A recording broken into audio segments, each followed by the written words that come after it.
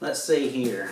Now I'm not going to take all this out, but this is my 1.3 liter ultralight titanium cook pot, Evernew titanium cook pot, and my Caldera cone Sidewinder system. Now I want to say that this is only the second trip I carried this and used it as far as wood fires are concerned. First trip I absolutely loved it. It was real fun. This trip I had a little bit more of an issue with it. It just really, to be honest with you, it proved to be more work that I wanted to do each night as far as collecting wood and then getting the fire going, tending the fire, and then you know, just trying to keep everything clean. And the cleanliness, that's really the worst part, I think. The second night we cooked, or I cooked, I left everything sitting outside the Roan High Knob shelter. Up on there's a little table kind of built onto the side of the shelter up front under the porch. And I left it all sitting there, and of course it rained like all get out that night. And then when I got up the next morning, of course I didn't clean it because I left it sitting there to kind of cool down overnight because I used it to cook dinner in. But when I woke up the next morning, all that soot, that rain blew in up underneath there, and it was a mess. I mean, it was an absolute mess. And then just the entire time, you know, trying to tend the fires, I would be poking some sticks or something in there and pull back, and I'd have all kind of soot and stuff all over my fingers, trying to clean it up or put it back in the stuff sack. The stuff sack was a mess because, especially from the Esbit, it was just, the bottom of it was just all stuck to this Cuban fiber stuff sack. And if I would have been using one of those mesh stuff sacks that the Evernew pot comes with, it would have been all over everything in my pack because it wouldn't have contained it. So I do think a solid material stuff sack is best to use for stuff that you're going to have nasty open fire stuff in. But I'm just going to show you here. I don't know how well you can see that. It's that cook pot. It's cleaned up now. I took it home and I used some steel wool and I cleaned it up. I scrubbed and scrubbed and scrubbed. But what was weird is I found out that with the wood fires, it did make it a messy, nasty mess. But after it dried and you sit there and let it dry and cool down, it didn't seem like it was as messy. However, when I used Esbit the next morning to cook my breakfast, that stuff seemed to make it just completely worse, and it just really seemed out of hand. So I'm not saying I'm giving up on the Esbit or the wood. My super ultralight Heineken setup with the Esbit works much better, I think, as far as, you know, managing soot. But I'm not giving up on it, but I've decided that it's going to have to be a trip that I just absolutely really want to use that sort of cooking method. I found the whole time, well, the first night wasn't so bad. The second night, I found myself wishing I had just my alcohol set up, especially for the cleanliness. And then the third night, to be honest, I didn't even use the Caldera cone. I actually used my buddy Hiking Shoes. I just boiled some water on his little canister stove, using, of course, my cook pot, and I cooked inside the bag. Also, another thing, I cooked inside the cook pot each night. I cooked some hot vittle meals, and I also cooked some fast pack pad thai meals. And the fast pack pad thai wasn't hard to clean. It was a little bit oily, but not hard. Of course, the hot vittle meals that I cooked in there was kind of a mess to clean out. But I think after doing that, along with the fact of just being such a mess with cooking with wood, I'm going to go back to freezer bag cooking also. So it was definitely a learning experience. It was fun the first time. The second time, it had its moments, but it proved to be more work than I prefer to do while I'm on the trail. I'm not saying it's a bad thing. It's just what I prefer. So I'm definitely going to have to time these trips with this kind of setup a little different from here on out. But anyway, it's still a great product. Nothing wrong with it. It worked the way it was supposed to. It was just more than I wanted to do. So moving on from that. Real quick, my Gossamer Gear LT4 trekking poles. I had two problems with this trekking pole on the hike. First off, I realized about day 3 that the tip was completely gone. So I've got to send, after I do this video, I'm going to package this up and send it back to the guys at Gossamer Gear and let them replace the tip. Also, I had problems with the lock on this. The whole trip, I couldn't get it to lock. What I ended up having to do is I would open it up and I would turn this lock down to where it was a little bit tight. Not too tight to where I couldn't shove it in the pole, but tight enough where it was kind of hard to shove into the pole. And I would just make sure that I didn't turn it, and then once I got it to where I wanted, I would finish locking it. And it held like that. It did fine. I didn't have any problems with it actually holding. It was just getting it to grip. If it was loose, I stuck it in there, and I would sit there, and I could just continue to turn, and nothing would ever catch. But you can see now, well, you can't see, but it's locking now. I will say that once I got home, I did run the locking mechanism under some warm water and cleaned it up like that. And ever since then, it's been working better. So that might be a tip that I could try on the trail if it does it again.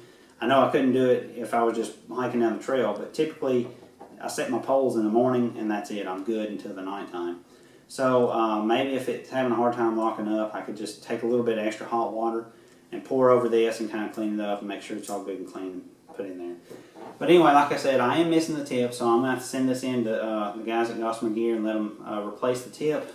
And I told them that I would just go ahead and send the whole pole so that they could check it out to see if they thought anything was going on with the lock mechanism. But as I said, it's locking now, no problem. So that's the way it is. You take your car to the shop and it won't make the noise. But anyway, I still enjoy these poles. I still like them. Actually, I talked to one guy on the trail. He ended up, after he came home, he ended up placing an order for one. And a couple other people I showed the poles to, they picked them up and they was like, "Are you serious?" So I still love the poles and I still recommend them. I'm not giving up on them for sure, and I look forward to continue using them. Okay, so moving on to my sleep setup. Now my sleep setup, I tried something a little different. I didn't know what kind of temperatures to expect. I was expecting around freezing. But I wanted to use a little bit different sleep setup than what I typically use. I let my wife carry my 15-degree Morning Helium sleeping bag, and instead I carried my 35-degree Enlightened Equipment Prodigy quilt that I just got from Tim. Now I will say that I had one of these earlier in the year, but I found out that I ordered it as 5'6", despite what Tim said, and I found out it didn't work for me, like Tim said. So I ended up selling it, and then I bought a new one that was actually 6 foot and would work for someone my size. Also, when I ordered this one, I ended up, instead of getting 8D on the outside and the inside, I got 8D on the inside, but I got the 15D water-resistant nylon shell or something. I can't remember exactly what he called it. But anyway, it's an outer shell. And I did that just simply because I do want to try and push this at least to the 35-degree temp mark or a little better. So I figured this shell would make it a little bit warmer. It would help hold a little bit more warmth in, just kind of give me that edge. Of course, that did come at a weight penalty. But this is not a review of the quilt. It's just talking. But anyway, so what I decided to do is I used my NeoAir original, and I used one of Lawson Klein's, one of his Everest sleeping pads. This isn't the one I used. This is just one I have laying around. I used one of those to layer on top of it if it got cold. If it wasn't cold, I used it underneath the NeoAir to help protect it. But what I did is I decided that I wanted to use my new down pants, not new, I've had these for a while, my down socks, and my down parka. And I wanted to try and sleep in those items and then use this if I need it. Now what I found out is laying at Over Mountain Shelter was probably the coldest night we had, and we was pretty much open up to the wind. What I found out is I laid there, like I said, I wore these down pants, which are from GooseFeet. I just got them in a couple of days before I headed out on the trip. They're stuffed with 3.5 ounces of, I don't remember if it's 800 or 900 downfill. I can't remember. But anyway, it's stuffed with 3.5 ounces. It's got an 8D inner and outer shell, and they're just awesome pants. And to just give you an idea, these weigh 6.2 ounces, and that's with 3.5 ounces of downfill. And just for a little plug here for Ben, if you'll go and look at the Western Mountaineering Flash pants, or even the Montbell Ultralight Down Inner pants, they're only stuffed with 2 ounces of down, and they have an average weight of 6.5 ounces. These are stuffed with 3.5 ounces of down, and weigh 6.2 ounces. So, I love them. They're super comfortable pants. Of course, I got called the Michelin Man while I was wearing them, but hey, that's okay. But anyway, all I wore my underwear. I wore these. I wore a pair of thin socks, liner socks, and then these on my feet. And then I wore my Capline 2 long sleeve shirt and then my down parka, Montbell Ultralight down parka over the top of that. And I was able to lay there right down to about 40 degrees before I kind of started. I didn't feel cold, but I could kind of start feeling a little bit of drafts. If the wind picked up or if it blew really hard or something like that, I could kind of feel it kind of push through just a little bit. So that's when I pulled my quilt over me. Now I will say that I did find that my quilt didn't seem to keep me as warm when I was wearing all this stuff, because it seemed like my body heat wasn't heating up the quilt as much as it was heating up this. So this was more like just a draft blocker, basically. But like I said, the temperature got down to about 36 on that final night, and then of course we had a wind chill. I don't know what it was down to, but I stayed nice and toasty. Actually, my legs were kind of sweating just a little bit using these items. So I really love them and look forward to continue using them. And I'm going to do an individual review on the pants, and maybe the down socks on that I may include, I don't know. But anyway, they're awesome, and I highly recommend them. If you're interested in some down pants, I highly recommend you checking out Ben at GooseFeet's Pants. And also they were only $165, which is the same price as the Western Mountaineering or the Montbells. Also, I use these. These are some new items. These are some overbooties for my down socks. Basically, these are my camp shoes for wintertime. I don't particularly like to bring camp shoes, but these weigh in 2.2 ounces for the pair, and they just slide over my down socks. That way, if I get up at night, I can leave my down socks on where my toes and my feet are nice and toasty. And I will say that I never had cold toes at all the entire trip. First time. But anyway, just slip these on over it. They've actually got a piece of closed cell foam in the bottom. It's kind of like an insole. And then tighten up these little cord locks, the cords, kind of holds it in place.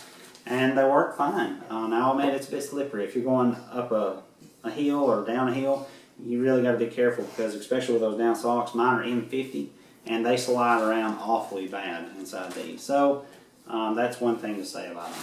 But I really like them, and I look forward to using them some more, especially in the cold months. And then the last thing I want to talk about, I know I've went on probably more than I should have, and I hope my camera's still recording. The last thing I want to talk about is my original NeoAir. If you'll notice, this is not the original NeoAir. I've had my NeoAir for about 2 years, and I've noticed here lately, the last few trips I've been on I've been waking up in the middle of the night at least once, on occasion twice, to have to put more air into the sleeping pad. And then the last night that I used it on Over Mountain Shelter, I got up to use the bathroom probably around 3 o'clock in the morning, and when I walked back to where my pad was, I looked at it, and really the foot end of it looked about like this. I mean, it just looked like there was hardly any air in it at all. So of course I had to refill it again. So I decided on my way back home, I was going through a town that there was an REI. I stopped at REI and I swapped it for another pad. Of course, they don't make the original NeoAirs anymore, and I'm not real excited about that. I've voiced my opinion to Thermarest via email. I hate that they started tapering corners just to cut weight again, but you know, what's one person going to do about it?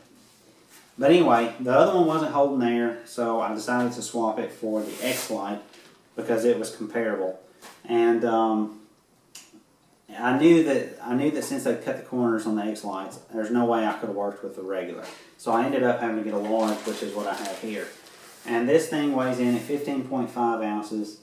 It's only 23 inches wide when it's blown up rather than 25 like it's listed, but it is a full 77 inches long. Of course, I didn't measure the height. It's supposed to be 2.5 inches, but I have a feeling it's at least 2.5 inches.